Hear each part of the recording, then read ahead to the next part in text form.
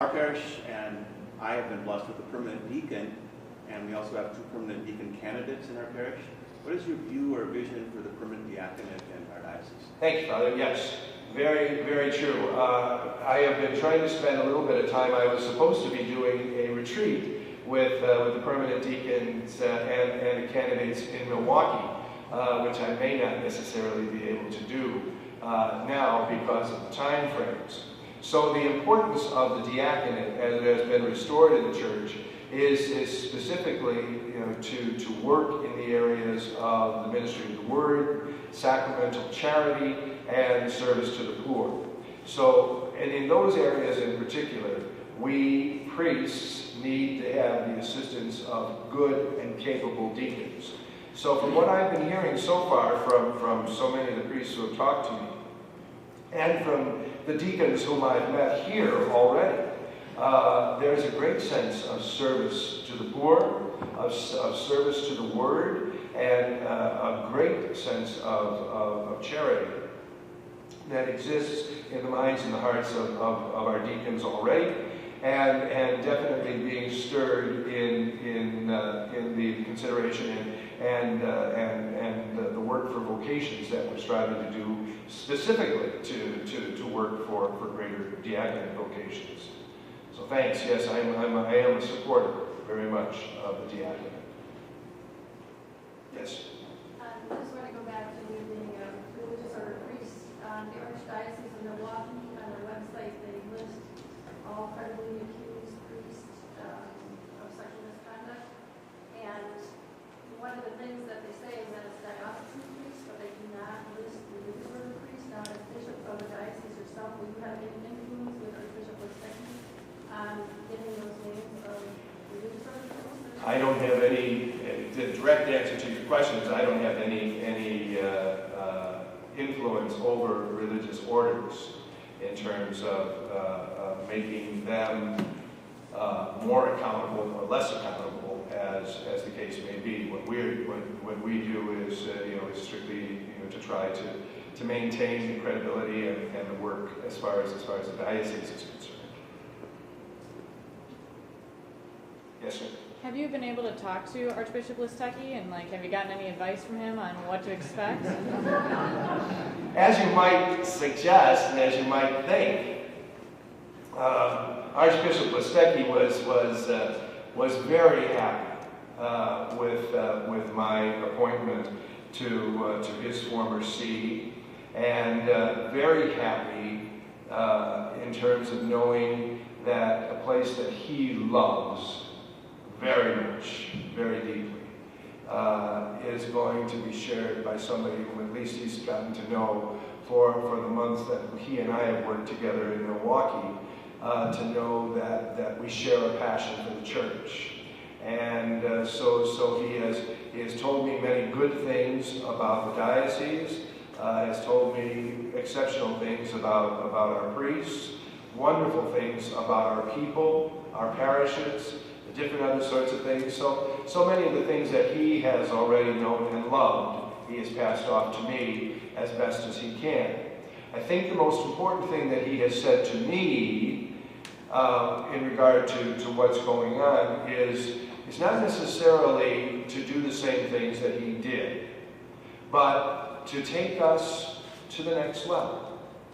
And that, I think, is an important thing. I mean, in each and every life of a bishop with a diocese, the church is organic. The church grows. And so what happens is that as we grow, and we're growing more and more towards Jesus Christ, so hopefully as the good things that have already been accomplished, we are definitely going to see some of those good things continue to grow even more. And that, I think, is the great hope and the dream of Bishop Litzke. We probably have time for maybe one more question. Speaking of organic, could you talk a little bit about how you're going to be prepared to work with rural life in the diocese? It's a bigger issue here, I imagine, than it was in Milwaukee. Nice segue. I like that. Rural life, it's organic. It surely is. It's amazing because in 1984, I was leaving Chicago. I was still vocation director for our community, and I am a big city boy. I grew up in Chicago. You know, I lived. I love the city. I thrive in the city. I can drive in the city. Most people can't drive. I love to drive in Rome. So it's just the challenge of it all. You know, it's the one place where I get some of the frustrations off. But nevertheless, it helps me to pray for the salvation of souls. Because not only do I try to drive well, but I also look at some of the people who when I look at the way some people drive, I say, Callahan, Jesus Christ suffered and died on the cross for that person. So, back off. So I do. But in 1984, I left the city and went on to the Diocese of Peoria, where I spent 10 magnificent years. And the Diocese of Peoria is a rural diocese. There are smaller cities, but nevertheless, the preponderance of ministry is rural. I loved it. There were people in Chicago who told me, Callahan, how are you going to go to from Chicago to the land of corn and caterpillars? And I said, I'm going to do it very well. And I collected on every one of those bets. I collected on every bet from anybody who told me that I wasn't going to make it in the country. So as we were driving here yesterday, driving through some of the most magnificent, I began by saying it's God's country. It truly is.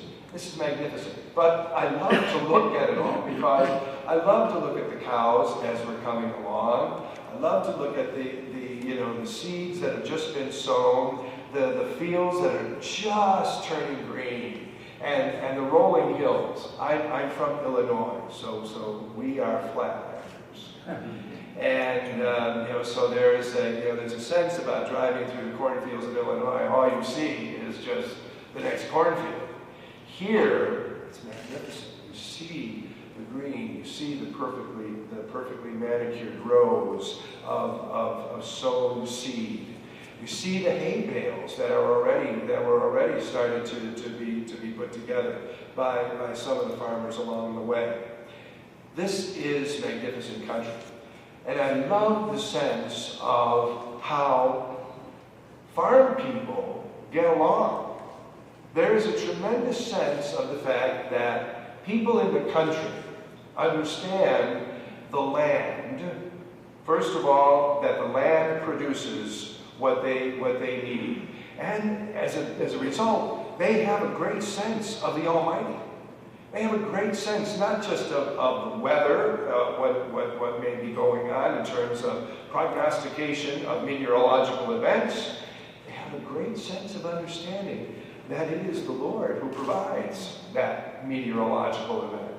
And that sense of divine providence also spills into the life of grace that is lived in rural America. It is lived by people who know that they are the brother's keeper, that they share a sense of solidarity with one another, that they're there for one another, providing for one another, helping one another, assisting one another. It is the community that we talk about so many times in terms of the church. So there are so many good things that I look forward to. I don't look forward to the driving. That much I don't look forward to. I think when I counted out 19 counties, when I sat down and when I got the word about where I was going, and I said, so where is this? 19 counties. And I looked at the thing on the map. It's just gigantic. So, but I'll be there. I'll get to every one of them. I'll get to every one of those counties. I'll get to every one of those parishes, and I'll see people in all these places, and I will be your bishop. And you are my people. And together, we are God's. Thank you.